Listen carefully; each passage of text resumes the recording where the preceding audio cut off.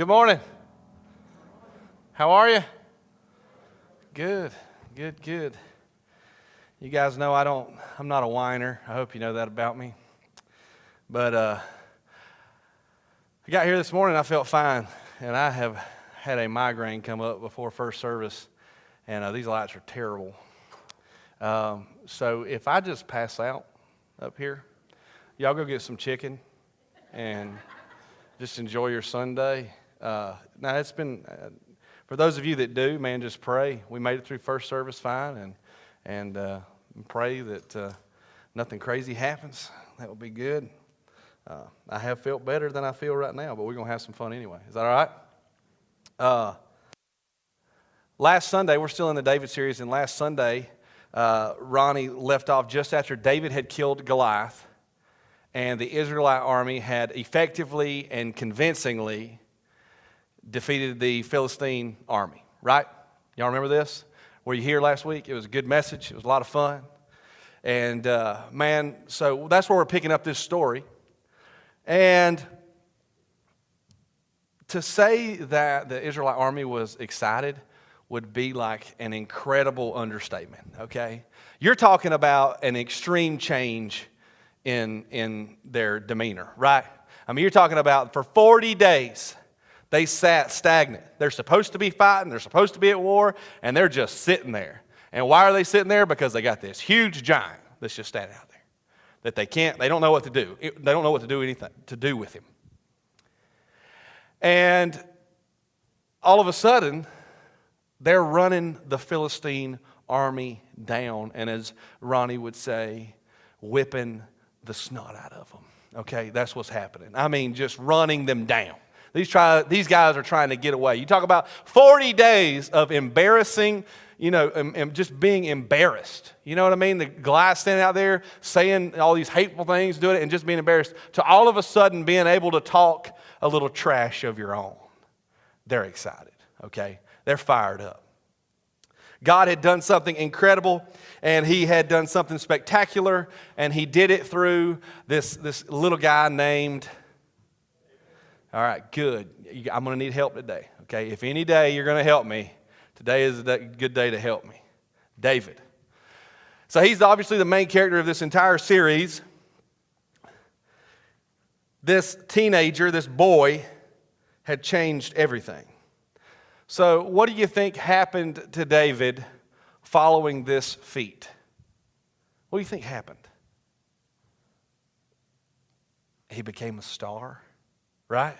That's what happened. He became a star. Instant celebrity status. Okay? I mean, you're talking about all of a sudden everybody is talking about you, right? He was thrust into the limelight. I believe that the Israelite soldiers that were there were going, "Hey man, check this out. Watch this video. Check it. Look, I got it." I was videoing while they were fighting. Someone uploaded that to YouTube, and I'm sure it went viral. Right? I mean, you guys know I got an imagination, so I like to have a little fun with stuff like this. It went viral. I'm sure his social media account, he got followers left and right. Instagram, Facebook just blew up with notifications. Right? Everybody wanted to be David's friend. Can't you just see it? Can't you see it? Can't you see the kids idolizing him? You know what I mean? Look, I'm David. You know what I mean? You be Goliath. No, I don't want to be Goliath. I want to be David. You're always David. Can't you see them? Everybody's going out. They're getting stuffed sheep, getting their shepherd staff. All of a sudden, being a shepherd is cool. It's what everybody wants to be. David had moved from farm boy to famous, shepherd to champion, a nobody to somebody. Everybody was taking notice. Can't you just see them selling David t-shirts? Maybe it's a tank, kind of one of those retro tanks, you know what I'm saying? With David on it, and like a sunburst behind him, and it said, "Let's rock." Get it?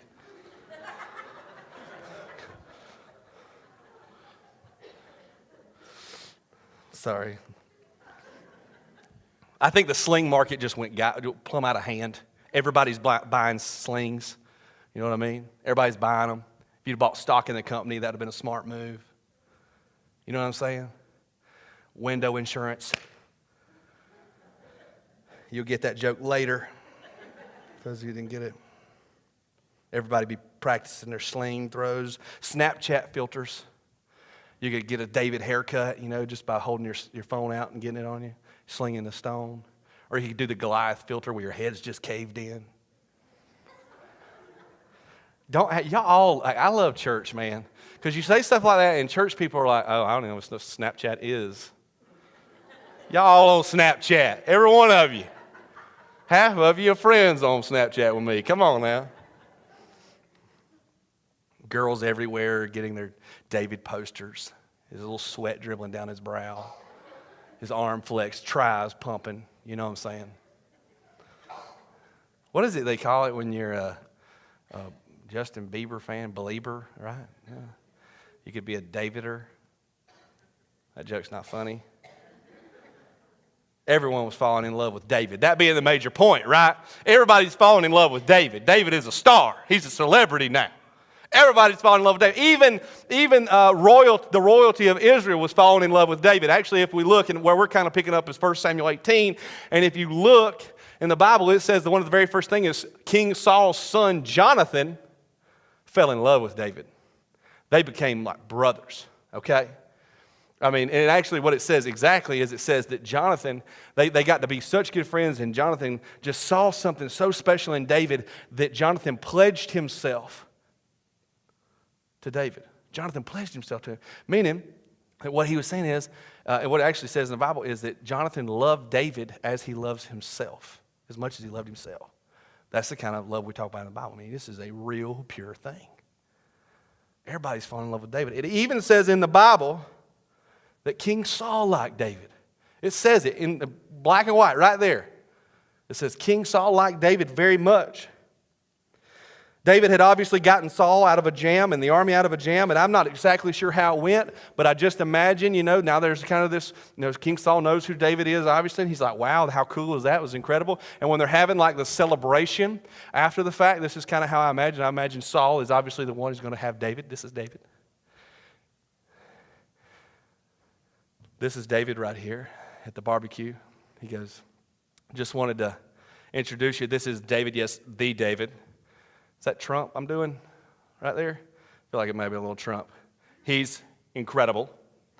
And you might not can tell it from looking at him, but when he walked in my tent that day, I knew that this was the guy that was going to save us. I just knew. Can't you see him doing that? Can't you see Saul doing that? I know. He doesn't look like much.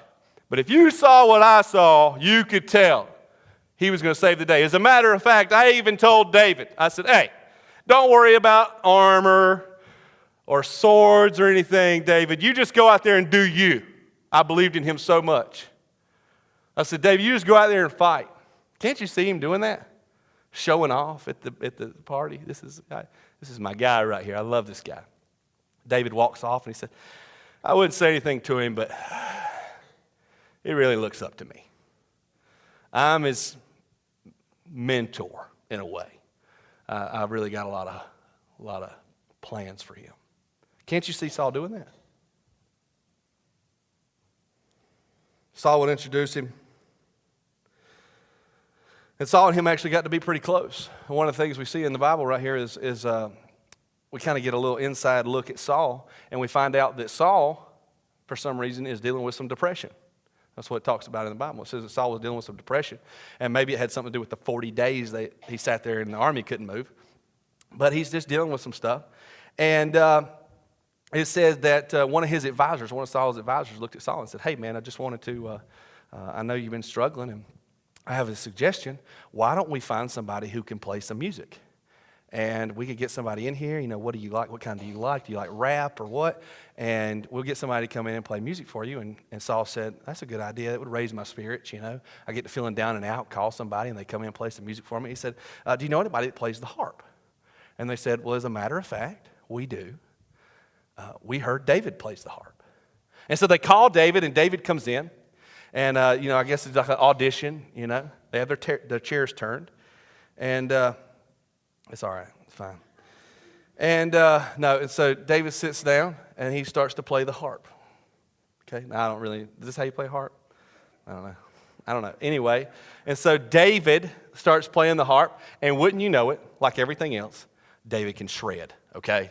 He can shred as much as you can shred on a harp, I guess. You know what I mean? And he plays beautifully. And that's what Saul said. He plays beautifully. And so Saul's like, yes, give him a job, man. Let's give him this job. Whenever I get to feeling down and done, I'm going to call David, and that's exactly what they did. Now, I don't know exactly how this happened, but so every time Saul would be feeling down and out or upset or whatever, he would call for David, and David would come in, and David would sit with him. I'm sure they would talk a little bit, and David would start playing his harp, and maybe he was playing Billy Joel or something. I don't know. That's what I would play, because nothing lifts your spirits like some Billy Joel, And I've seen fire and I've seen rain. Anyway, I've seen sunny days that I thought would never end. That's what I would play. The song lifts your spirits, And so,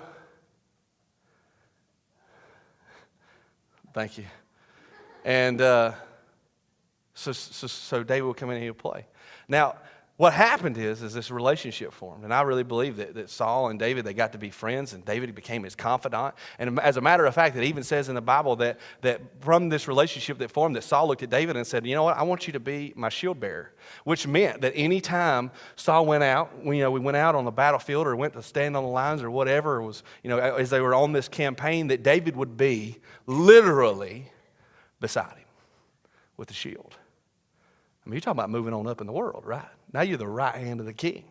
So David would stand there and be a shield bearer. And it even says that out of this relationship that David would be in the know. He heard about these missions and these things that Saul needed and the things that the army was trying to accomplish. And so David, being David, just like he did when it came time to fight Goliath, was volunteering left and right in the Bible. That's what it said. It said he volunteered. You say, hey, I'll volunteer for that mission. Oh, I could definitely do that and take care of that. And it says in the Bible that every single thing that David volunteered for, that he was successful at it. That every single thing. It was victory after victory after victory after victory. You're talking about a man who was making an incredible difference with the army of Israel. He was Saul's right-hand man, and I believe that he and Saul were friends.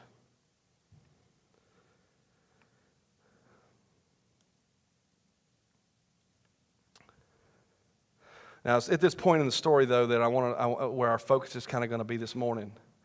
And it came time kind of for the campaign to end, and so the army is returning home. Now, as they are returning home, it's like you see. You ever saw pictures of like World War II? When they would be coming down the street. You know what I mean? And there's kind of a celebration happening. I always think about those pictures when I think about this story, and that's kind of what we see here. So I want you to imagine this with me, if you will. Okay? Are y'all still good? Y'all having fun? Okay, here we go. So I want you to imagine this with me. So they are coming in, and the armies of Israel are coming in, and all of a sudden all the town, everybody in the buildings and everything, they start seeing, they start coming out. And all of a sudden the band starts playing, okay? So the band picks up and the band starts playing, and here they come. They're coming down the main street. They're turning all the army, and the soldiers are walking in, and they got their strut on or march or whatever, and everybody's cheering for them. The music's playing and people are singing. It said that people came out with tambourines or beating tambourines, and the soldiers are pumping their fists. Yeah, we were victorious. Confetti and streamers start falling from the buildings. And then here comes Saul with his like little entourage. David being a part of that, I'm sure. And here comes Saul, and can't you just see him? Can't you see Saul coming in with his victorious army? He comes in and he's got his chin up, his chest out, sitting on his throne, just coming in. Everybody's celebrating. And all of a sudden, Saul hears something. He goes, what? What did they say? What is that? He listens. He goes, no, they didn't say that. They didn't say that. They're singing. Because they didn't say that. They didn't say that. And he listens again, and it comes out clear as a bell. And I want you to look at what it says with me. It says, when the victorious Israelite army was returning home after David had killed the Philistine, women from all the towns of Israel came out to meet Saul. They sang and danced for joy with tambourines and cymbals, and this was their song. You read that with me? Saul has killed his thousands, and David his 10,000s. Can't you see Saul? You're going, wait. Did I hear that right? Are they singing about him? Listen, guys, I'm telling you, all right? Just stick with me right here. This is as backhanded of a song as there has ever been, okay? Maybe like the only one worse is that, several years ago that song came out, like I'll pray for you. You know, I pray your brakes go out while you drive down the road, or whatever that song was. Like that may be worse than this, but this is backhanded to Saul, right? I mean, this is rough. He couldn't believe that they would sing such a thing. Now, you guys know me, okay? Y'all know I like to have a little fun. And so this is the only lyrics that we have of that song, okay? Saul has killed his thousands, and David his 10,000s. And as a musician who was bored this week, I felt like it was important for me to really explore the space. Because I feel like we have to know where Saul was. You know what I'm saying? Y'all feeling me on that? I mean, I want to make sure we understand the kind of song it was and how it must have made Saul feel, okay? And I know this. I know that it was an upbeat song. You know, obviously it was celebration. It was an upbeat song, so it had to be like, you know what I mean, like that. You know what I'm saying? Like it had to be like, you know, just a little upbeat. But the important thing is the lyrics. Because the lyrics just went straight to Saul's soul, okay, and just stabbed him. You know what I mean? So I just took some liberties with it and just had some fun. So, are you guys ready? Okay, here we go. Have you heard the news today? See, very simple. This big old giant was slain. Right here. Not by Saul, he didn't do a thing. See there? Kills you. This kid named David saved the day. Disclaimer. Oh, and I'm not saying he should be, but I'm saying he could be. Oh, Saul is a real go-getter, but David is 10 times better. Saul is a pretty decent feller, but David is 10 times better. Oh, I heard he's so handsome. See, he's great at everything. Oh, and maybe, just maybe, he could be our king. See there? Can't you just feel that? Just crushing him, man. I mean, just destroying him. I mean, every time he gets in the chariot, you know what I'm saying, turns on the radio, Saul is a real go-getter. I mean, can't you just see it? Can't you feel it happening to him? You know? Like, you can't get away from it. The clock radio goes off in the morning.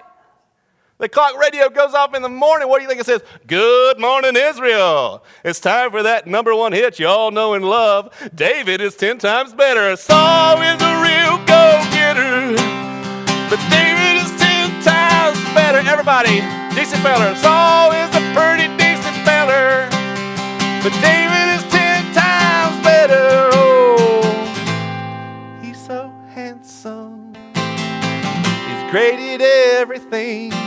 Oh, baby, just maybe he could be our king. Yes.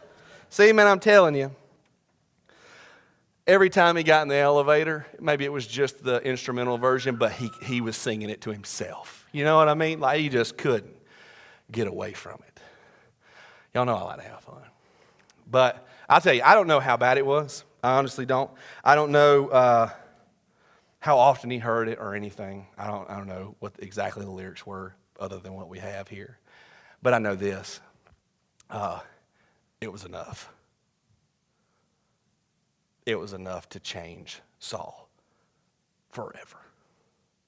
It was enough to change the way Saul felt about David forever. Read verse 8 with me. It said, this made Saul very angry. What's this, he said. They credit David with 10,000s and me with only thousands. Next, they'll be making him their king.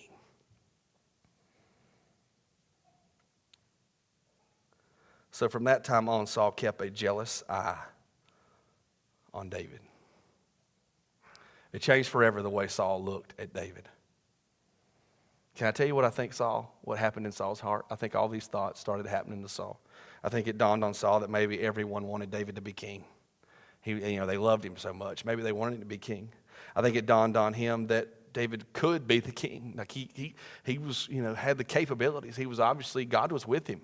Incredible things were happening. I think Saul realized that maybe it was exactly what God was doing. That's what God was doing. God was making all of these pieces move. He was making David stand out the way he was.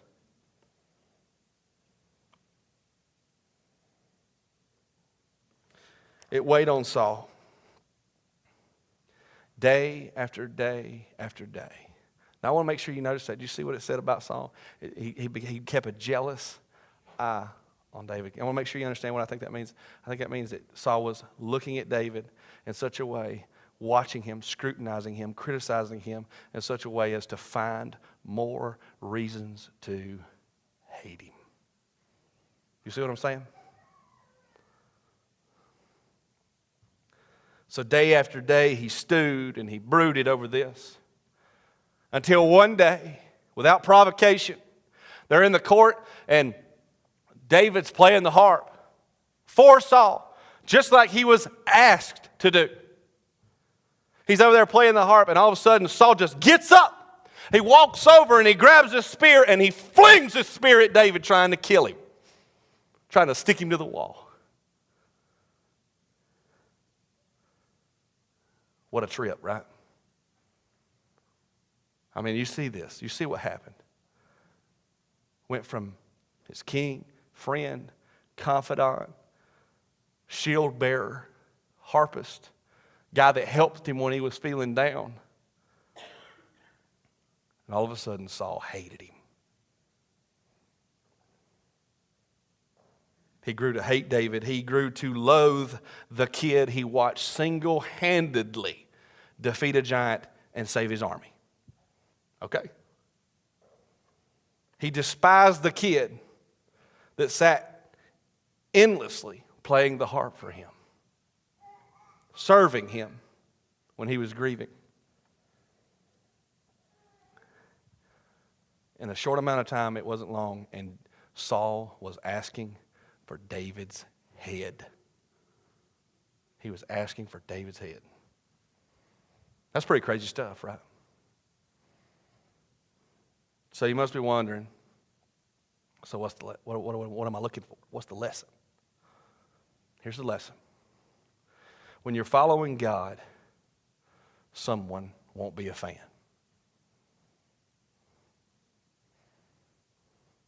I want to make sure that we understand this, okay? When you're following God, someone won't be a fan. This is what I'm saying. It's obvious with David. From the first time he showed up on the battlefield to even in chapter 18, right here where we are, numerous times it mentions that David was following God, that God was with David, and that God was using David. And that combination had led to David receiving first of all, being incredibly successful. He was receiving notoriety. God was blessing him. He was standing out among everyone else, every other soldier, every other person. You see what I'm saying? Because of how much God was using him. David was literally shaking things up. And it was obvious to everyone how much God loved this man because of his life, because of what he was doing, how he was living. And it wasn't long before someone became uncomfortable with it. It wasn't long before someone became jealous, became angry. It wasn't long before an enemy emerged against David, and that enemy was Saul. Saul couldn't stand it. He didn't like that someone else was getting credit. He didn't like that someone else was standing out. He didn't like that that everybody loved this kid. He didn't like that David was getting treated well, or getting treated so well, getting treated extravagantly well, maybe. He didn't like the blessing that he saw, and I believe this. I believe that Saul was not comfortable with David and God's relationship. I believe he didn't like it.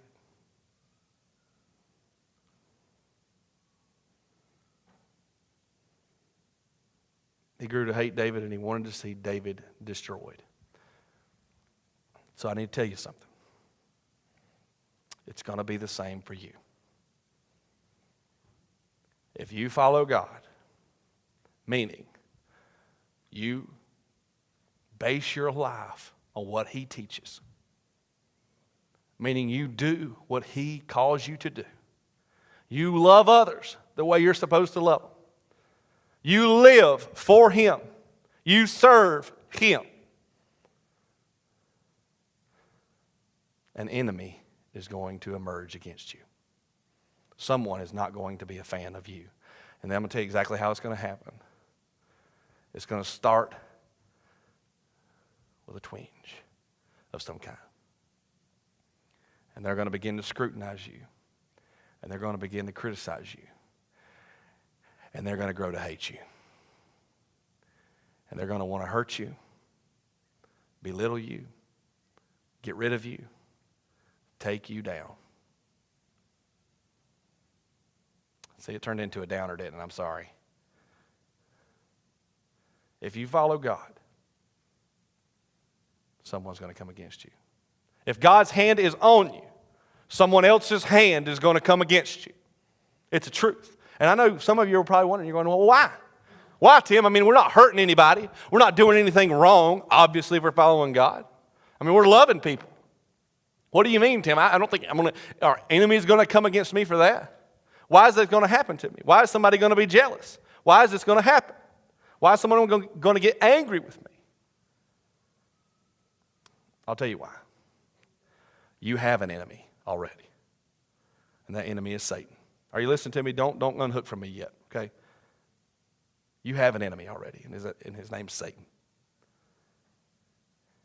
And Satan wants to thwart anything good that God wants to do with you. Okay? Any way God wants to use you, He wants to prevent that from happening. He wants to hurt your relationship with God. He wants to stop you from following God. That's what Satan wants to do. Now, his number one weapon has been and always will be what? People. His number one weapon against you has always been people. And I want to tell you, this is what he'll do. He'll whisper in their ear. He'll whisper in their heart. And he will turn them against you. One little piece at a time, he'll create an enemy in someone. And you may be wondering right now, you may be saying, well, who? Who are you talking about? I mean, is there any way that I can go ahead and know who this person is going to be? So maybe I could prevent it from happening, go ahead and get rid of them or something. Is there any way I can know? I'll tell you this. It probably won't be a stranger. I know this just keeps getting better and better. It won't be a stranger. It won't be somebody that you don't have any connections with. It'll be somebody you care about. Probably somebody you love. It's going to be a friend or a family member. Someone that you're close to, someone that you come in contact with regularly. Worst of all, that person is more than likely going to be somebody you thought loved you. It's going to be somebody you thought cared about you. And out of nowhere, you're going to realize they hate you. You're going to realize that they were wanting to hurt you, that they're wanting to take you down, and you're not going to understand why. You're going to go, but I didn't do anything. You probably did.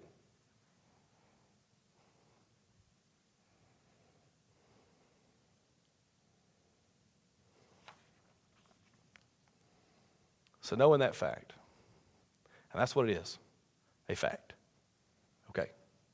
It's throughout the Bible. Just in case we need to clarify that more. It's throughout the Bible. For Joseph, it was his brothers came against him, right? For Jesus, it was his own disciple.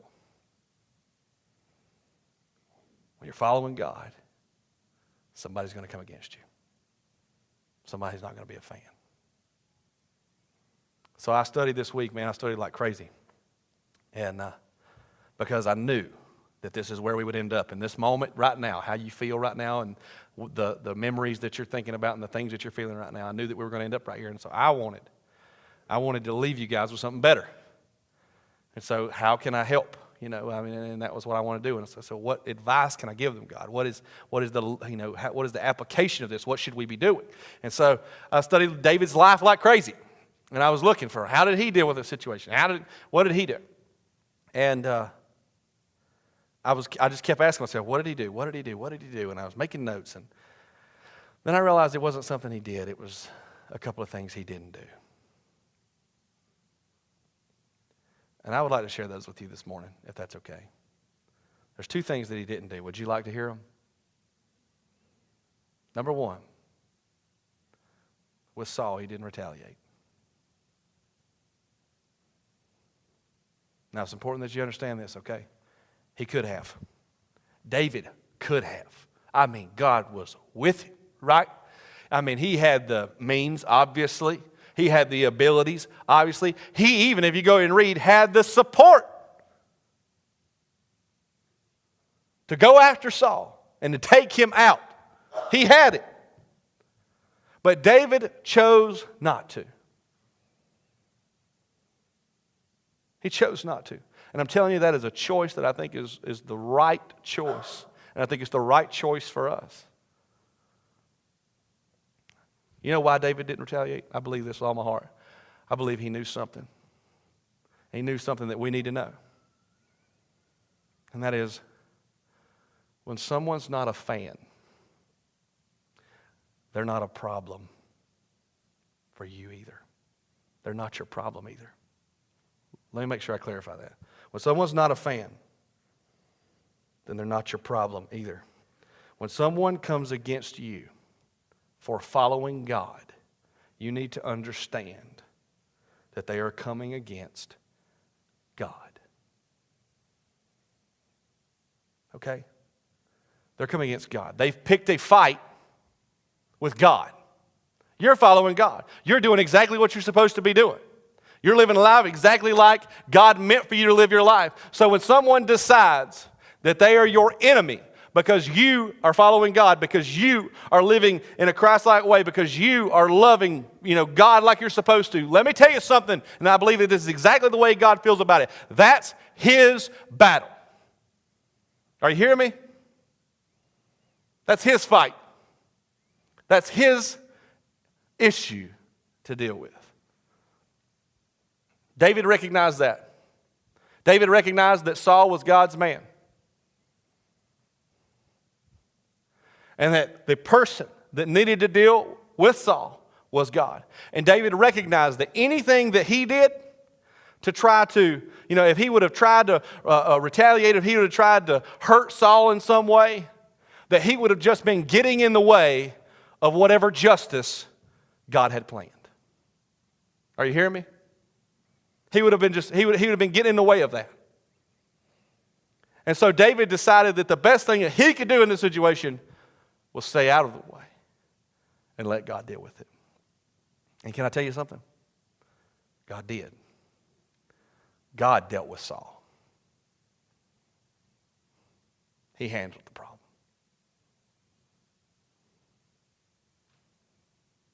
And God will handle yours. Hopefully not to the extent that he had to handle Saul. But God will handle your problem. He'll deal with your enemy. He'll protect you. He'll take care of them. So that's number 1. You got it? Number 2.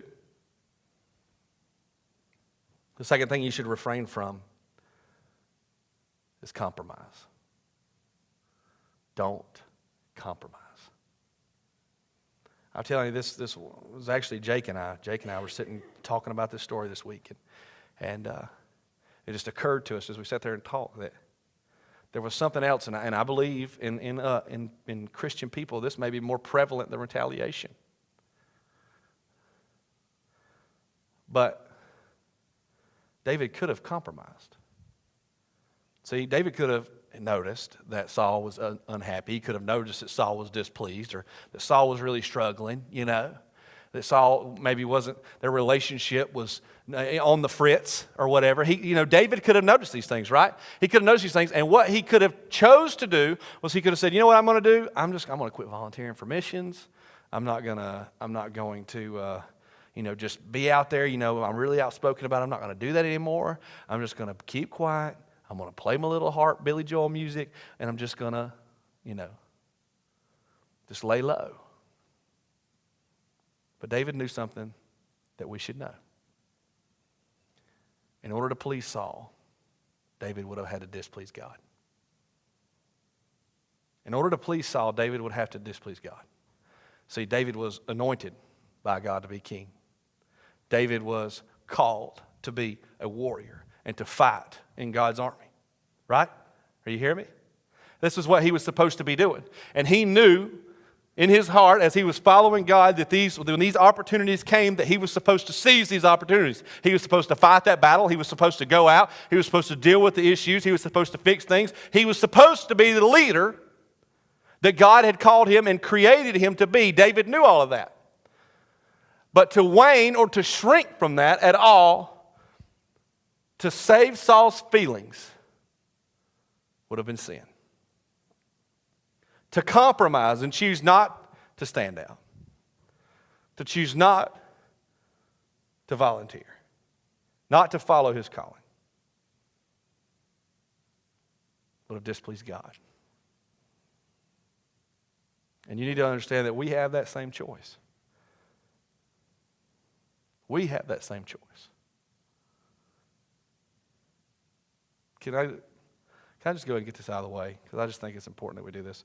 If you have ever compromised, hidden your faith, shrunk from a moment because you were worried about making enemies or displeasing someone, would you please raise your hand?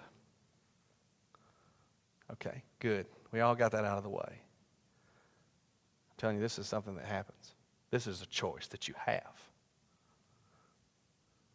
It's a choice that you have. Every single day we have the choice of whether we compromise, we hide our faith, we cover our light.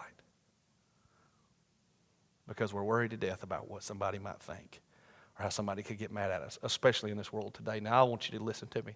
I'm not telling you to go out and start hitting people with Bibles, okay? That's not what I'm talking about.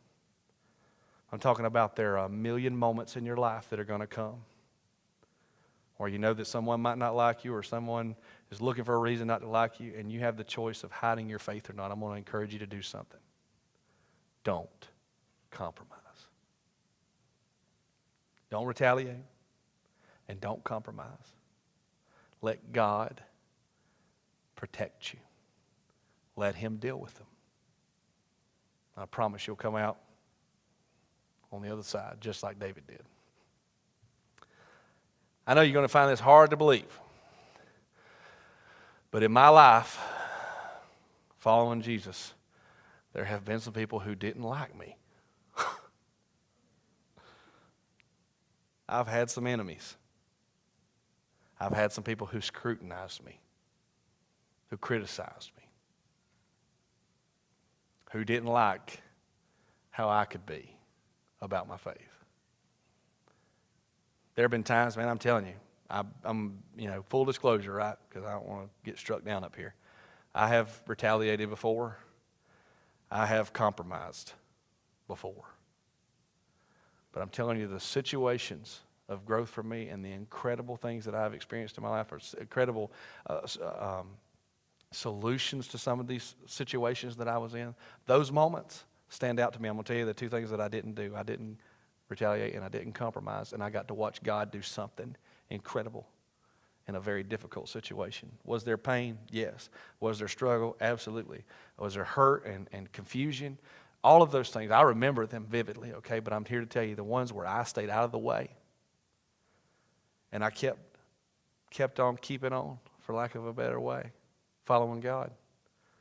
And I watched and I said, God, they're yours. They're yours to deal with.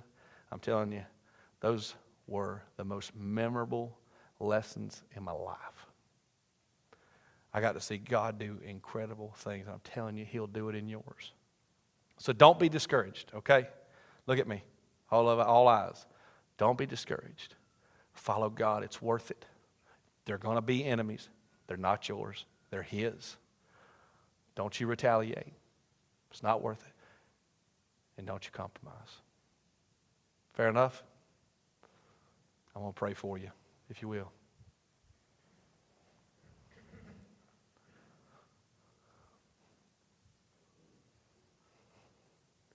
Father, thank you so much for this morning. Thank you for each and every person that's here, God. And I want to pray honestly here. God, right now, there's some people here. And, man, they're living a nightmare. You know, they got some people who've emerged out of nowhere and come against them. And these are people that they know and love and care about. And they thought, know, and love them. God, I just want to pray this. You just right now come into this room and you put your spirit over top of them, and you let them know that you're protecting them, that you're going to take care of them, that this is your fight, and give them peace in this situation. And God, don't let them be run down. Don't let them be beaten up by these people. Father, I pray that so earnestly that you'll do that. Father, there's some people in here and they've kind of been on the fence about, they follow God some or they don't, or they're just starting following God. And God, I just pray this, that you'll give them such a sense of your presence and your leading that they will not compromise when the going gets tough. They won't compromise when these enemies emerge, God, that they will wear their faith the way we're supposed to. That they won't cover their light. They'll leave their light to shine for all to see. And it'll be about love. It'll be about passion and commitment to you and serving you, God. But that will be their focus. And their focus won't be their problems. Father, I do pray that. I just pray for each person here, wherever they're at in their journey, God, that you will just begin to grow them, grow us, and use us in such a way that maybe, it's terrible to say, but maybe we make an enemy or two.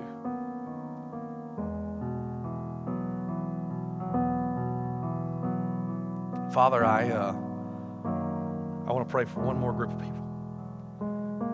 And these are the people who have decided to be the enemies of you.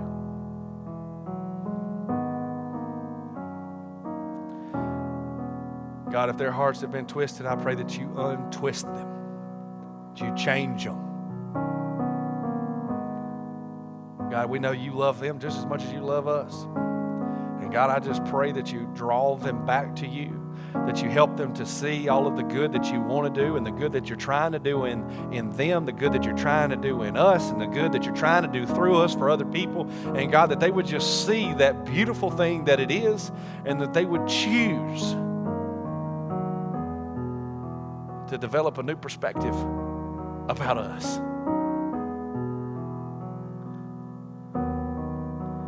Father, we'll give you all the glory for it. Make some enemies friends again. Help us to be the best followers we can be of you.